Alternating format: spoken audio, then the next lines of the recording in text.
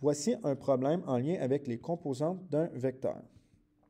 Détermine la composante en x du vecteur c si sa norme est de 8 unités et sa composante en y est de 7 unités. Donc, comme donné, nous avons la norme du vecteur. Ensuite, nous avons sa composante en y et là, on cherche la composante en x qui est cx. C'est tout en unité parce qu'il n'y a pas une unité de mesure particulière. Comme nous n'avons pas l'orientation, il est impossible directement de calculer la composante en x. Donc, on va partir de la formule de la composante en y, comme ça ici. Puisque, vu qu'on a le cy et la norme du vecteur c, on va pouvoir isoler l'angle c ici.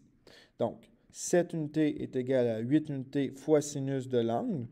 Je vais diviser le 7 unités par 8 unités comme ça, ce qui me donne 0,875.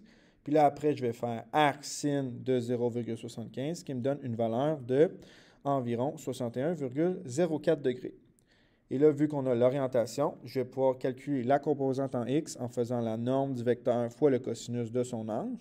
Donc, cx est égal à 8 unités fois cosinus de 61,04 degrés, ce qui me donne une valeur d'environ 3,87 unités.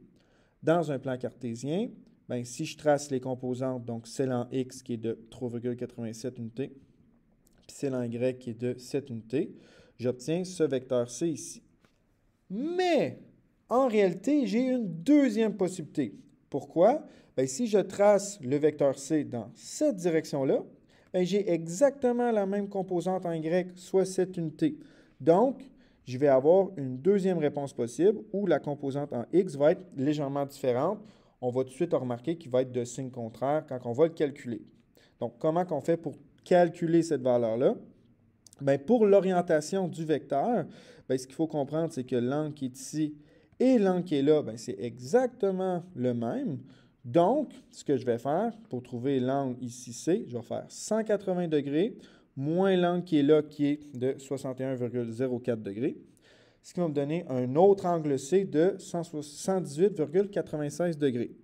La raison pourquoi que la calculatrice ne le donne pas, c'est parce qu'elle fait juste donner la valeur dans le premier cadran, mais toujours penser que pour trouver l'autre angle possible en sinus, il faut faire 180 degrés moins l'angle qu'on a trouvé. Puis là, pour trouver la composante en x, j'utilise la même formule. Okay? Puis là, je vais faire cette fois-ci 8u fois cosinus de 118,96 degrés. Et là, on a une valeur négative de moins 3,87 unités. Donc, on peut remarquer qu'on va avoir la même valeur, mais de signe contraire.